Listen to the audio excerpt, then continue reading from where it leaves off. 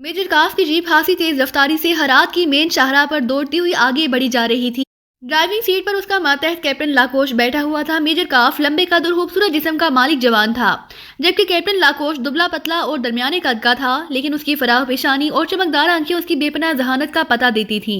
गो captain लाकोश major काफ का मातहत था, लेकिन वो दोनों गहरे दोस्त भी थे और सरकारी तकरीबात के अलावा उन दोनों के दरमियान गहरी बेतकल्लुफी मौजूद थी। मेजर काफ सख्त मिजाज, गुस्सादार और अमली आदमी था, जबकि कैप्टन लाकोश सोचने और मुंतकी अंदाज में नतीजा अखज़ कर लेने का माहिर था। यही वजह थी कि उन दोनों की जोड़ी ने रोसिया में बड़े बड़े कारनामे सरअंजाम दिए थे। इस वक्त वो दोनों रेड ड्रग के हेडक्वार्टर जा रहे थे। रेड ड्रग का हेडक्वार्टर एक बड़े होटल स्कून के नीचे बने हुए वसीओ अरीज तहखानों में था, और मेजर काफ चूंकि तबातन अयाश आदमी था, इसलिए जब भी वो फारिग होता होटल स्कून का रुख करता था, जहां उसे हर किस्म की शराब और अपनी मर्जी की वो चीज़ जिसकी वो ख्वाहिश करता इंतहाई आसानी से मिल जाती थी। जबकि कैप्टन लाकोश सिर्फ पीने पिलाने में मेजर काफ का साथ देता, बाकी सब कामों से वो अलहदा ही रहता था। शेर सिंह की किस्मत अच्छी थी कि वो चीफ के हाथों मरने से बच गया है, वरना जिस तरह उसने मादाम काजन के खिलाफ इतला दी थी, चीफ उसे कच्चा चबा जाता। कैप्टन लाकोश ने मुस्कुराते हुए कहा। उसकी इतला चूंकि जुज़वी तौर पर दुरुस्त साबित हुई थी, इसलिए चीफ शायद खामोश हो गया है। मेजर काफ ने सर हिलाते हुए कहा। वैसे मेजर काफ, सच पूछो तो मेरा जहन अब भी इस बात को तस्लीम नहीं कर रहा कि वो लोग वाकई पाकिस्तान सीक्रेट सर्विस के मेंबर ना थे और वो ईरान में ही उतर गए थे। लाकोश ने सोचने के इसी अंदाज में कहा। क्या मतलब, क्या कहना चाहते हो तुम? चीफ ने खुद मादाम काजन से ट्रांसमीटर पर बात की है, फिर कमांडर चेकोव ने अपने पायलट R2F से बात की है, और सबसे बड़ी बात यह कि मादाम काजन अपने महल में पहुंच भी चुकी हैं। मेजर काफ ने हैरत भरे लहजे में कहा। जहां तक मुझे बातचीत का ताल्लुक है, वो तो किसी मजबूरी की बिना पर भी हो सकती है मेजर काफ। वो लोग दबाव डालकर भी अपने हक में उन दोनों से बात करा सकते हैं, इसलिए तो ये कोई पॉइंट नहीं है। अलबत्ता आखिरी बात की वजह से मैं भी खामोश हो गया हूँ कि अगर कोई गड़बड़ होती तो मादाम काजन कम अज कम अपने महल में आकर तो खामोश ना रहती। लेकिन इसके बावजूद न जाने क्या बात है कि मेरी छठी हिस्स बार बार यही कह रही है कि मामला वैसे नहीं है जैसा कि हमें नजर आ रहा है। कैप्टन लाकोश ने होंठ चबाते हुए जवाब दिया। तुम अपनी उस हिस्स को अब छुट्टी पास ही करा दो, ये छठी में पढ़ते पढ़ते अब शायद बेजार हो चुकी है। मेजर काफ ने हंसते हुए कहा, और लाकोश भी बेइख्तियार कहकहा मारकर हंस पड़ा। हाँ वाकई मेजर काफ, अब उसे छठी से 7वीं चढ़ ही जाना चाहिए, लाकोश ने हंसते हुए कहा, और उसके साथ ही उसने जीप को होटल स्कून के कंपाउंड गेट में मोड़ दिया। 4 मंजिला होटल स्कून हरात का सबसे खूबसूरत और मयारी होटल था। चूंकि हर किस्म की तफरीहात आसानी से मैसर थी, इसलिए हरात की आला सोसाइटी का ये होटल एक लिहाज से गुड़ बन चुका था। होटल रेड ड्रग के सरबराह शेर सिंह के जाती मलकियत था, और शेर सिंह की वजह से ही यहाँ किसी किस्म की कोई गड़बड़ कभी ना हुई थी, क्योंकि शेर सिंह होटल के मामलात में बेहद सख्त था। कैप्टन लाकोश जीप को पार्किंग की तरफ ले जाने की बजाय होटल की साइड से निकाल कर उसके उकबी हिस्से की तरफ ले गया, क्योंकि तहखानों का रास्ता उधर से ही था। एक महसूस जगह पर पहुंचकर उसने जीप रोकी और फिर वो दोनों नीचे उतर आए। उसी लम्हे एक लंबा तिरंगा सिख जिसकी कांधे से मशीन गन लटक रही थी तेजी से आगे बढ़ा, और उसने मेजर काफ और कैप्टन शकील को इंतहाई मोदमाना अंदाज में सलाम किया। शेर सिंह है अंदर? मेजर काफ ने पूछा। नहीं जनाब, वो कहीं गए हुए हैं, मशीन गन ब्रादर ने जवाब देते हुए कहा। अच्छा, स्पेशल कमरा खुलवाओ और जब शेर सिंह आ जाए तो उसे मेरे पास भेज देना, मेजर काफ ने कहा और आगे बढ़ गया। हुक्म की तामील होगी जनाब, मशीन गन ब्रादर ने कहा, और फिर वो एक खुफिया रास्ते से गुजरकर एक बड़े कमरे में पहुंच गए। इस कमरे में सोफों के साथ साथ एक डबल बेड भी मौजूद था, और उसकी अलमारी दुनिया की कीमती तरीन शराबों से भरी हुई थी। रूम स्पेशल था। मेजर काफ ने अंदर आते ही एक अलमारी का रुख किया, उसे खोलकर उसने 2 बोतलें निकाली और साथ ही 2 ग्लास लेकर 2 सोफे पर बैठ गया। चंद लम्हों बाद वो दोनों शराब नोशी में मसरूफ हो गए। अब आपका क्या प्रोग्राम है? मेरा मतलब है शराब नोशी के बाद, लाकोश ने मुस्कुराते हुए पूछा। मैं तो यहाँ रात गुजारूंगा, तुम अपना बताओ, मेजर काफ ने मुस्कुराते हुए पूछा। मेरा ख्याल है आज शमाली पहाड़ियों की तरफ गश्त पर जाऊं, पिछले दिनों वहां से एक बहादुरस्तानी जासूस पकड़ा गया था। गो उसने फौरन ही खुदकुशी कर ली थी, लेकिन मुझे एहसास हो रहा है कि उस तरफ लाजमन उनका कोई खुफिया ठिकाना मौजूद होगा, लाकोश ने जवाब देते हुए कहा। अरे नहीं लाकोश, मैंने वहाँ की तफसीली रिपोर्ट मंगवा ली है, वो भटक कर उधर आ निकला था, मेजर काफ ने कहा। मैंने रिपोर्ट पढ़ी है लेकिन, लाकोश ने कहा, और मेजर काफ एक बार फिर हंस पड़ा। उसी लम्हे दरवाज़ा खुला और शेर सिंह अंदर दाखिल हुआ। उसने बड़े मोदमाना अंदाज में उन दोनों को सलाम किया। आओ शेर सिंह आओ, कहाँ गायब हो गए थे? मेजर काफ ने मुस्कुराते हुए पूछा। मादाम काजन के महल गया था, फिर वहां से एक जरूरी काम जाना पड़ा, अब वापिस आ रहा हूँ, शेर सिंह ने कहा। मादाम ने तो यकीनन बुरी तरह डांटा होगा तुम्हें कि तुमने उसके खिलाफ चीफ को रिपोर्ट दी थी, लाकोश ने मुस्कुराते हुए कहा। जी हाँ, मेरे दिल में भी खौफ था, लेकिन फिर मुझे खुद जाना पड़ा क्योंकि मादाम नताशा ने यहाँ आकर अपने आदमी से कोई सामान मंगवाया था। एक काफी बड़ा बैग था जो रात ही मेरे पास पहुंचा था। میں نے سوچا کہ بیگ خود دے آؤں تاکہ مادام کی ناراضگی کسی طرح دور ہو سکے، لیکن مادام نے ہلکے سے غصے کا اظہار ضرور کیا، لیکن معاملہ بہرحال ٹل ہی گیا۔ شیر سنگھ نے صوفے پر بیٹھتے ہوئے مسکرا کر جواب دیتے ہوئے کہا، کیا کر رہے ہو مادام نتاشا مادام کاظم کے ساتھ آئی ہے؟ میجر کاف اور لاکوش دونوں نے بیک وقت چونکتے ہوئے پوچھا۔ جی ہاں، وہ اکٹھی آئی ہیں، لیکن اس میں حیرت کی کون سی بات ہے، وہ اکثر آتی رہتی ہیں، شیر سنگھ نے جواب دیا۔ مگر چیف نے تو اس کا ذکر واضح طور پر نہیں کیا تھا، میجر کاف نے کہا۔ ہو سکتا ہے اس نے ضرورت ہی نہ سمجھی ہو، شیر سنگھ نے کہا، اور ان دونوں نے اس بات میں سر ہلا دیے۔ ایک بات اور میرے علم میں آئی ہے، لیکن اب مجھے چیف کو کچھ بتاتے ہوئے ڈر لگتا ہے، اس لیے میں خاموش ہو گیا ہوں۔ اگر آپ وعدہ کریں کہ جو بھی مسئلہ ہو درمیان میں میرا نام نہ آئے گا تو میں آپ کو بتائے دیتا ہوں۔ شیر سنگھ نے کہا، کوئی اہم بات ہے؟ میجر کاف نے چونک کر پوچھا۔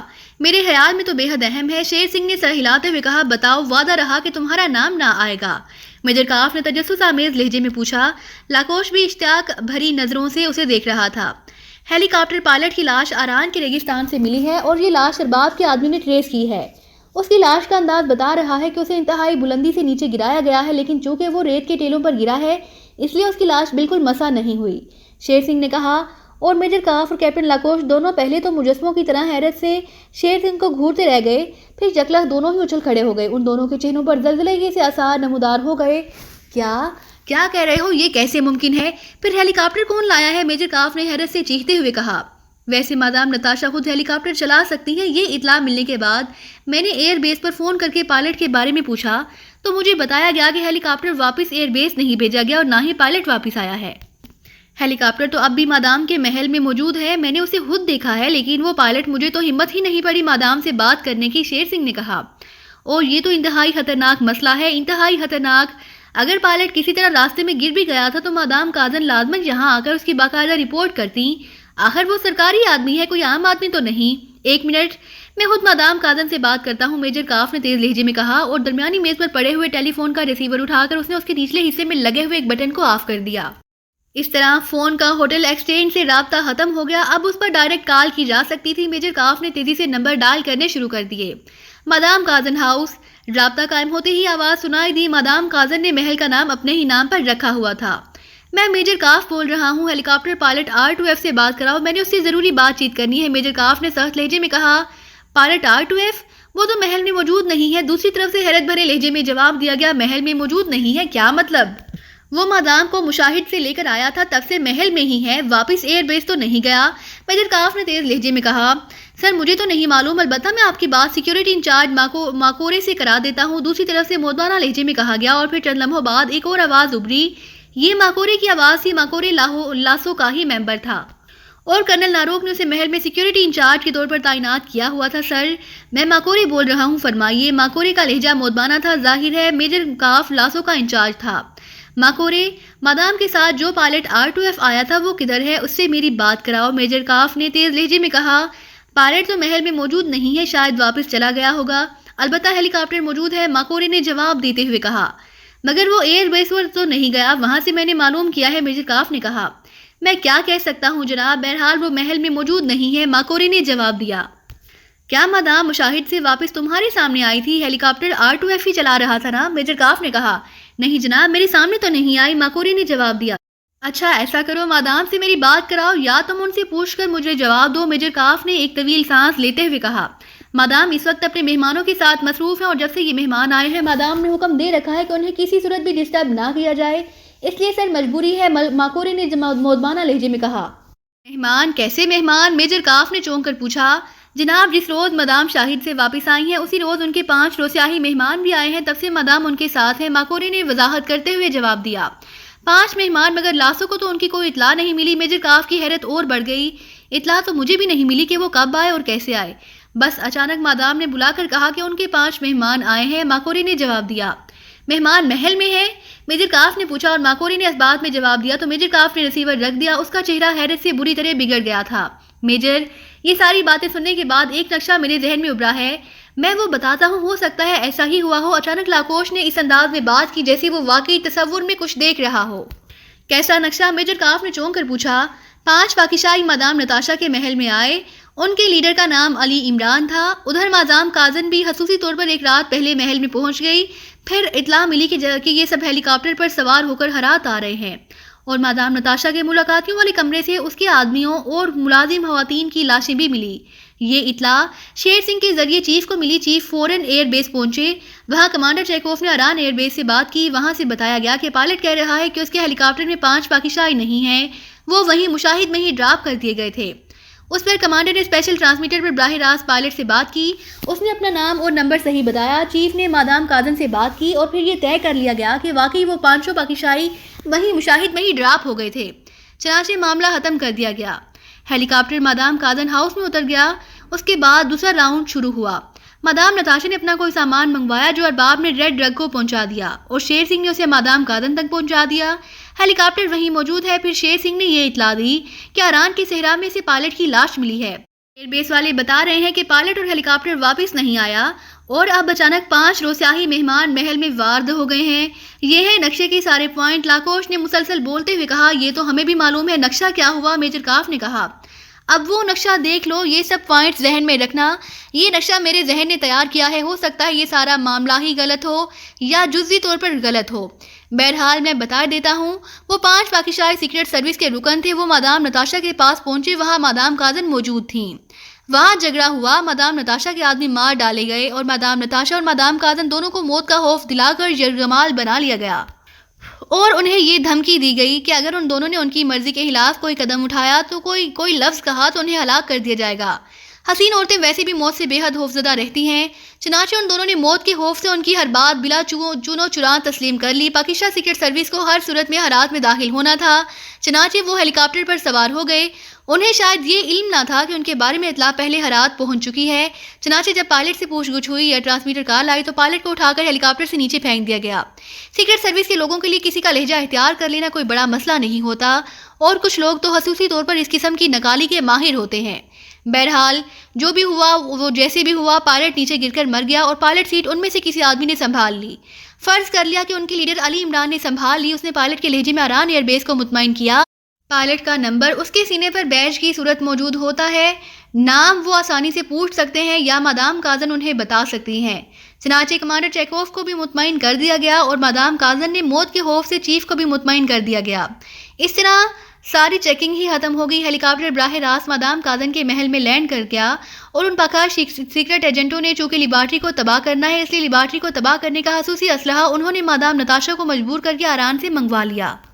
ارباب اور ریڈ ڈرگ کے رابطے کی وجہ سے یہ اسلحہ راستے میں چیک بھی نہ ہو سکتا تھا اور مادام کاظم کا محل ان لوگوں کے لیے ہرات میں سب سے مضبوط جائے پناہ ہو سکتا ہے جہاں کسی کو شک نہیں پڑ سکتا۔ چنانچہ جہاں پہنچتے ہی وہ روسیاہی میک اپ کر کے مہمان بن گئے، کیپٹن لاکوش نے کہا، اور میجر کاف کی آنکھیں خوف اور حیرت سے پھیلتی چلی گئیں۔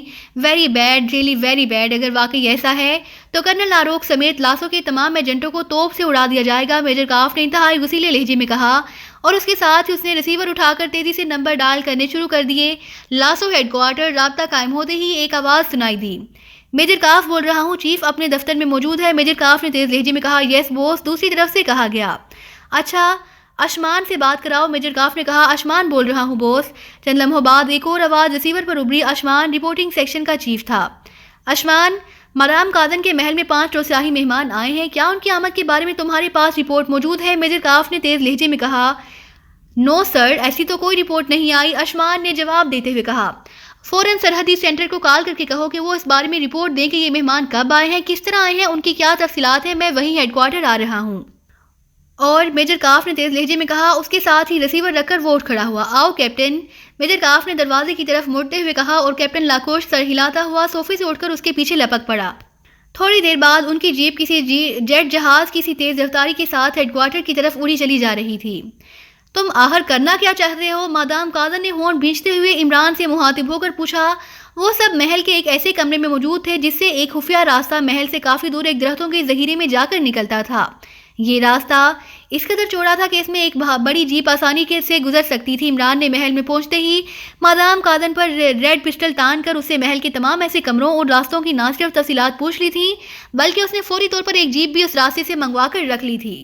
میک اپ باکس منگوا کر اس نے نہ صرف اپنا بلکہ اپنے ساتھیوں کا روسیاہی میک اپ بھی کر دیا تھا۔ مادام کاظم نے عمران کے کہنے پر محل کے ملازمین سے یہی کہا تھا کہ اس کے روسیاہی مہمان آئے ہیں اور پھر مادام نتاشا کو مجبور کر کے خصوصی ٹرانسمیٹر پر ارباب کے ذریعے اس نے خصوصی اسلحہ بھی منگوا لیا تھا۔ یہ اسلحہ ابھی تھوڑی دیر پہلے مادام تک پہنچایا گیا تھا اور عمران نے نہ صرف خصوصی اسلحے سے بھرا ہوا بیگ جیپ میں پہنچا دیا تھا بلکہ اس نے مادام کاظم سے ہرات اور اس کے ارد گرد کی پہاڑیوں کا تفصیلی نقشہ بھی منگوا لیا تھا، اور اس وقت وہ اس نقشے پر جھکا ہوا اس پر نشانات لگانے میں مصروف تھا۔ مادام کاظم اور مادام نتاشا دونوں کو اس نے اور اس کے ساتھیوں نے مسلسل نظروں میں رکھا تھا۔ ویسے وہ دونوں اپنی جان کے خوف کی وجہ سے ان سے مکمل تعاون کر رہی تھی، حتیٰ کہ مادام کاظم نے عمران کے کہنے پر کرنل ناروک سے بھی ان کا تعارف بطور مہمان کرا دیا تھا، اور ساتھ ہی مادام کاظم نے کرنل ناروک سے کہہ دیا تھا کہ جب تک اس کے مہمان جہاں رہیں گے وہ اس کے کمرے میں نہ آئے گا، اور کرنل ناروک نے فوراً اس بات کو بغیر کسی چون و چران کے تسلیم کر لیا تھا۔ ہم نے ادھر شمالی پہاڑیوں پر جانا ہے اور تم دونوں ہمارے ساتھ جاؤ گی تاکہ راستے میں جہاں بھی چیکنگ ہو تم انہیں مطمئن کر سکو، عمران نے نقشہ طے کر کے اسے جیب میں رکھتے ہوئے کہا۔ شمالی پہاڑیوں پر، مگر مادام کاظم نے چونک کر کہا ہی تھا کہ یکلا دروازہ ایک دھماکے سے کھلا، اور اس سے پہلے کہ عمران اور اس کے ساتھی چونکتے، کرنل ناروک کے ساتھ 8 مسلح افراد بجلی کی سی تیزی سے اندر داخل ہوئے اور ان سب نے پھیل کر مشین گنوں کا رخ ان سب کی طرف کر دیا۔ عمران کا ہاتھ برق رفتاری سے اپنے کوٹ کی جیب میں رینگ گیا، لیکن اس کے چہرے پر اسی طرح اطمینان تھا، جبکہ اس کے ساتھیوں کے ساتھ یکلا تن سے گئے تھے، کیونکہ آنے والوں کے چہرے بتا رہے تھے کہ وہ دوستانہ انداز میں نہیں آئے۔ کیا مطلب؟ مادام کاظم نے چونک کر کہا۔ تو یہ تمہاری مہمان ہے کاظم؟ کرنل ناروک نے خلاف توقع انتہائی بگڑے ہوئے لہجے میں کہا۔ ہاں، کیوں میں نے پہلے بتایا نہیں تھا تمہیں؟ مادام کاظم نے بگڑے ہوئے لہجے میں کہا۔ Shut up! تم کیا سمجھتی ہو کہ تم روسیاہی سے غداری کر کے زندہ رہ جاؤ گی؟ اور یہ مادام نتاشا، یقیناً اس نے تمہیں غداری پر آمادہ کیا ہوگا۔ میجر کاف، نتاشا سمیت سب کو گولیوں سے اڑا دو، کرنل ناروک نے غصے سے چیختے ہوئے کہا۔ ریڈ آئے! اچانک عمران نے چیخ کر کہا، اور نہ جانے اس لفظ میں کیا جادو تھا کہ مسلح افراد کے ٹریگروں پر تڑپتی ہوئی انگلیاں یکلا ساکت ہو گئیں۔ ان کے چہرے جیسے پتھر کے سے ہو گئے۔ کرنل ناروک کا منہ بھی کھلے کا کھلا رہ گیا۔ کیا مطلب؟ کرنل ناروک نے بری طرح گڑبڑاتے ہوئے لہجے میں کہا۔ تم احمق ہو کرنل ناروک، تم سے تو تمہاری مسز زیادہ ذہین ہے۔ جو ہم ایک خصوصی خفیہ مشن پر آئے ہیں، ہم نے سوچا کہ کسی کو ہمارے متعلق علم نہ ہو، لیکن تم احمقوں کی طرح منہ اٹھائے آ گئے ہو۔ تمہارا اب کورٹ مارشل ہوگا، عمران نے انتہائی وسیلے لہجے میں کہا۔ وہ اس طرح روسیاہی زبان میں بات کر رہا تھا جیسے پیدا ہی روسیا میں ہوا ہو۔ مادام کاظم اور مادام نتاشا دونوں عمران کو اس طرح روسیاہی زبان بولتے دیکھ کر بری طرح حیرت زدہ نظر آ رہی تھیں۔